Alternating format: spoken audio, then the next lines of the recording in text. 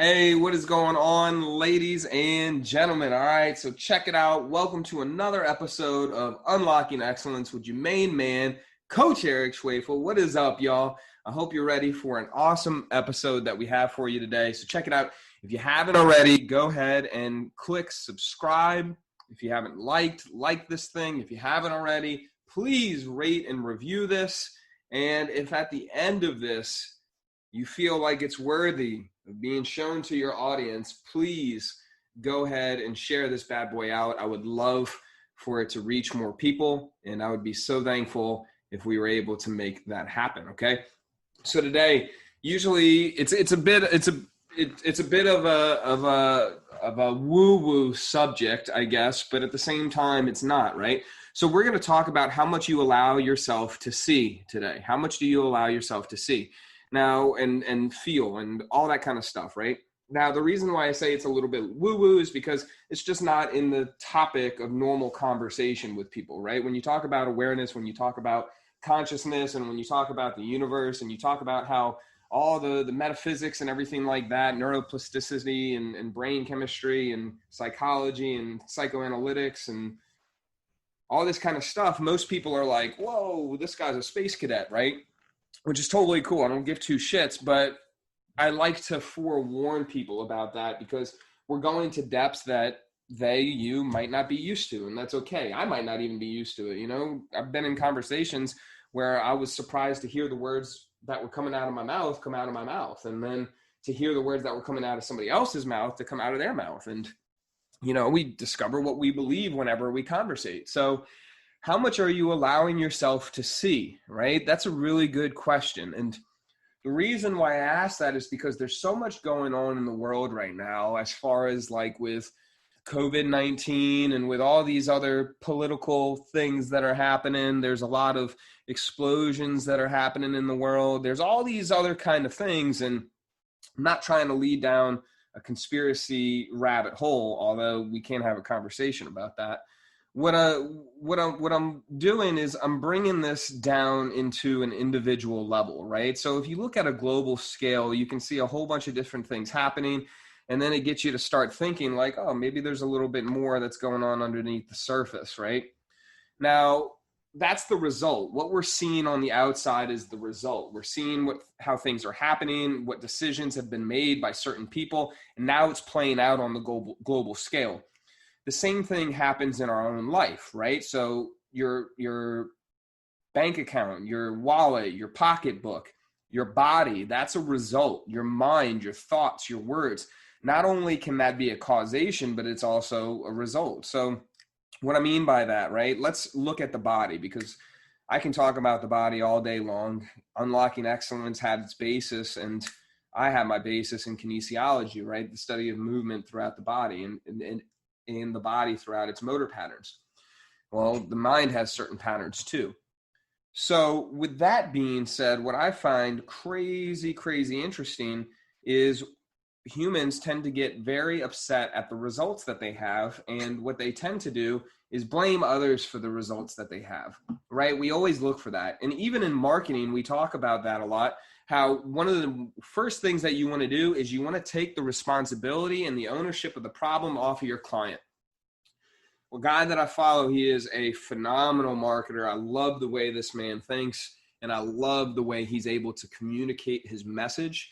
One thing that he has said was like, if you're a fitness coach, if you're a fitness marketer, right, and you're in this world, the first thing that you got to tell people, it's not your fault. You got to tell them that it's not their fault they're fat. It's not their fault that they're broke. It's not their fault that they can't get the results that they want, and that it is the company's fault, right? It's the big company's fault who pumps sugar in everything and this and that and the other. And if you think about it, right, it's true, right? We have foods and we have products that have preservatives and have excess sugar and all this other kind of shit in there. So it's true. But then at the same time, there's this interconnectedness of, well, you know, how can you blame somebody else when you're the one that's choosing to put the food in your mouth? But I'm not aware of the food that I put in my mouth. Well, you should be more aware, and you got to look at what you're eating, right?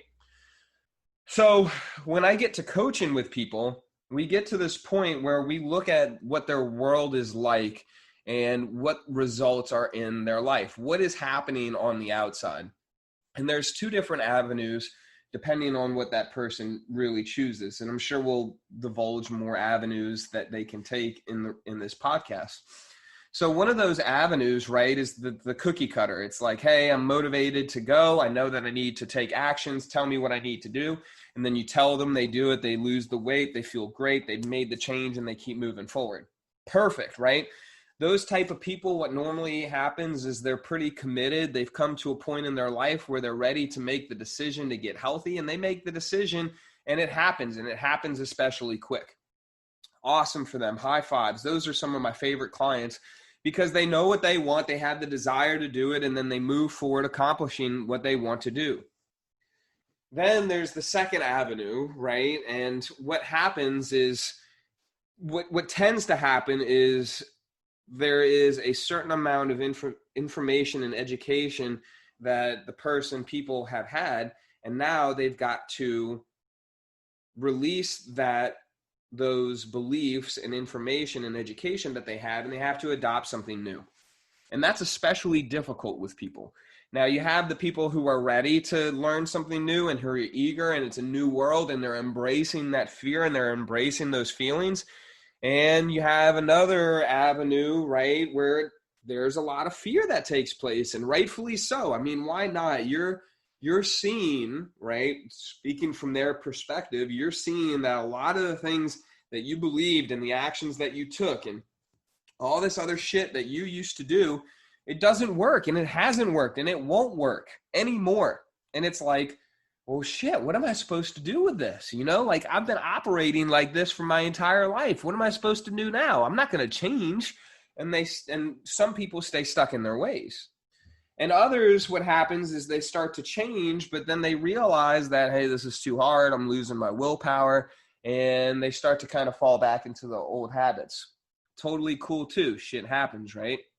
Now, this is the interesting part though, is what I've noticed throughout my coaching career is that people will get to different checkpoints. We're all on our own journey.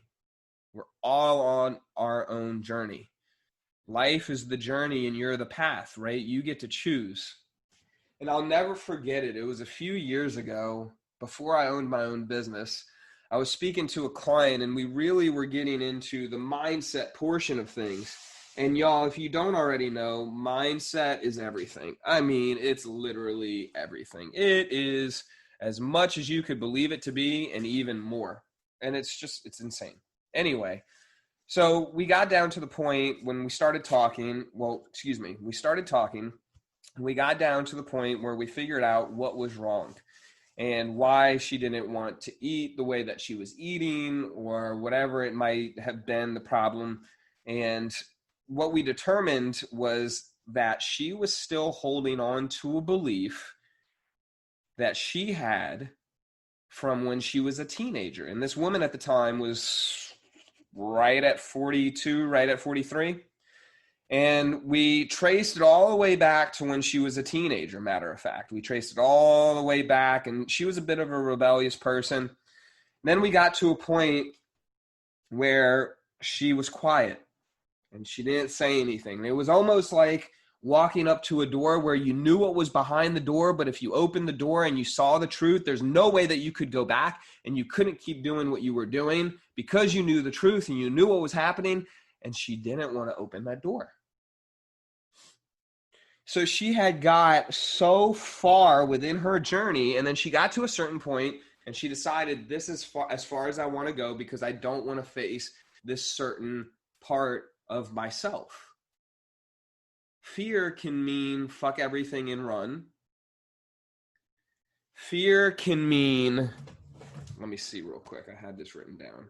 Or fear can mean fuck everything and run, or fear can mean face everything and rise. And I'm not saying that's a bad thing for that person, right? Awesome for them. Hey, if you got as far as you did, sweet. And same thing for me and same thing for you that's listening. Hey, you got as far as you did, awesome. Do you want to go further? Sweet. If you don't, cool. Do your thing. But here's the thing. How much are you letting yourself see? How much are you letting yourself feel? So you're trying to lose weight. So you're trying to get a better body. Are you letting yourself see the habits that are preventing you from getting to that point? Are you letting yourself see that you're choosing the body that you have? Are you letting yourself see that you're choosing the habits? Are you letting yourself see that you're choosing the food? Are you letting yourself see how much responsibility that you're really assuming over your life? Right? Makes you think. It really makes you think. How much? Because we live in a world where we're always stressed out and we need to chill and we need to have all these other things in place before we actually do what we need to do. It's perfectionism, but it's laziness and it's procrastination. We think that we need to have all these check marks marked off, these boxes checked off before we actually do whatever it is that we need to do.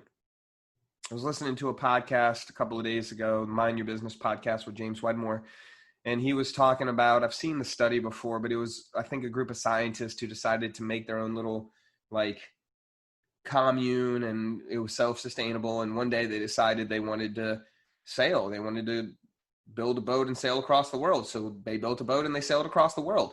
And it's like, holy shit, this is crazy. But I mean, hey, they wanted to do something, so they went off and did it. Now, why do I say that? Because they decided what they wanted to do and they did it. I want to lose weight, but I can't make it to the gym. I'm worried about motivation. I'm worried about this. I'm worried about that. I'm worried about this. Why are you so worried? Why are you so worried about so many things when it has nothing to do with what you're going to do? Why don't you worry about those things when they come up instead of bringing them into your existence when they don't even exist? Because 99% of the problems that we have are in our head. Or they can be easily solved. We just like to make things complicated. People love to make things complicated. I love to make things complicated. For a while now, I've had the mindset to keep things as simple as possible, right? Have the lazy man's approach, make things simple, make things effective, do it quick. But man, people love to complicate things. So another reason why this is important to me, being able, how much you're letting yourself to see, how much are you letting yourself see? As an entrepreneur, you grow and your business grows as much as you allow yourself to grow and as much as you allow your business to grow. I've learned that my thoughts, my beliefs, myself, my work ethic, my ambition is what holds or propels me forward, holds me back or propels me forward. How much I'm willing to face that fear and rise, right? So I want to increase my business, right? Well, you have to test and measure what it is if you want to build your business. What do you mean? Well, in order to know and to see if I'm progressing and if my numbers are matching my effort, I need to know how many offers I make per month and if those offers are being acted upon. I need to see how many memberships I have, what my attrition rate is, if it's growing, if it's falling. How many leads do I have? How many leads am I converting? How many phone calls am I getting on? How many conversations are confirmed and are actually happening? The same thing would be said with your body. I'm not losing any weight. Are you tracking your calories? Are you tracking your carbs? Are you tracking your protein? Are you tracking your exercise? Are you tracking what you eat, when you eat, how you eat? What about your hydration and your sleep? How stressed are you? Are you controlling your day? Or are there times where you just blank out and you just eat like a motherfucker and you can't remember how much that you eat? How much are you allowing yourself to see? How much, another way of putting that is how much responsibility are you assuming? How much ownership are you really taking on? It's a good question, right? It's a tough question too, if you think about it. And I think why it's so tough is people don't want the consequences Yeah, I know you can't see me right now because we're on audio, but I have my like face palm, like my hand on my forehead, because we've learned to take life so seriously. Way too seriously. You're never going to get out alive. I think there's a statistic that says kids laugh anywhere from, I think it's 100 to 300, or maybe it's one of those two numbers, but 1 to 300 times a day, and a grown adult laughs less than 10 times. A child laughs anywhere from 100 to 300 times a day, and an adult laughs less than 10. And I'm being real sparse with the numbers. I'm sure it's a little bit more strict than that. We make everything so heavy, don't we? At least sometimes. Some of us do. I know a couple people listening may not. Why do we do that? Why do you think we make things so heavy? Do you think we do it because we think we have to? Do you think we make things heavy because everybody else makes things heavy and we want to be like everybody else? Do you think we make things heavy because we never thought that we can make things light? You think we make things heavy because we think it's the way that we're supposed to be, or we feel that it's the way that it's supposed to be? Why do you think we make things complicated? It's curious, right? Why can't we just make things easy? Why can't we keep things simple? Why do we give meaning to everything? Why do we make things mean bad things instead of meaning good things? Check out this question, for instance. Say you grow all the way to the ripe old age, 90 years old. If you were able to live to the ripe old age of 90 and retain either the mind or body of a 30-year-old for the last 60 years of your life, which would you want? I'm going to reread that. If you were able to live to the age of 90 and retain either the mind or body of a 30-year-old for the last 60 years of your life, which would you want and why? It's curious, right? And the reason that I ask you that question is because many people will say the body, many people will say their mind, they'll have their reason. However, many of the people who said that they would choose their mind said that they chose their mind because they would rather remember their family and not lose their family. They would rather keep their mind sharp rather than their body, because they don't want to lose their mind and they want to remember their family. They want to be able to see them and interact with them. If you listen to the question again, the question doesn't say that you're going to lose your mind. The question doesn't say that you're going to have Alzheimer's or dementia. The question doesn't say that you're going to go crazy and you're going to lose your family. The question doesn't say anything like that. It just asks, if you could keep the body or the mind of a 30-year-old for 60 years, which would you keep? There are certain preconceived notions, assumptions, and judgment about what happens when you age that were made that prevent possibly the perspective or new interpretation from a different angle. Did that make sense? It shows me that no matter what, we have preconceived ideas and notions of how things are, and instead of clarifying, we base our decisions upon what we think something will be or how it will be, instead of figuring out how it actually is. We're meaning-making machines. We assume a lot. We perceive and we interpret. And then we base those assumptions, perceptions, and interpretations, and we compare them, when we don't base them, but we compare them to other perceptions, interpretations, and findings that we've come up with. It's curious, right? So anyway, without getting too lost into the brain of Eric here, how much responsibility are you assuming? How much responsibility are you really taking on in your life? And if you're not, why not? What are you making it mean? Some people can't even figure out what they want to eat. Maybe it's because they really don't know what they want to eat, but sometimes it's because they don't want to disappoint the other person and have the other person, they don't want to be rejected. That's what I was looking for. They don't want to be rejected. Many people don't assume responsibility at all because they don't want to deal with the consequences or have to defend themselves. They just fold under the pressure of having to make a decision. Many people just don't know how. They don't know. They're just ignorant. Not in a bad way. I mean, I'm ignorant in a lot of things. I just don't know. So you don't know until you know. And you don't know until you decide to know. Ignorance is a choice in today's world. Not seen is a choice in today's world. So how much are you allowing yourself to see? Have you stopped yourself from seeing things? Why? It's curious, isn't it?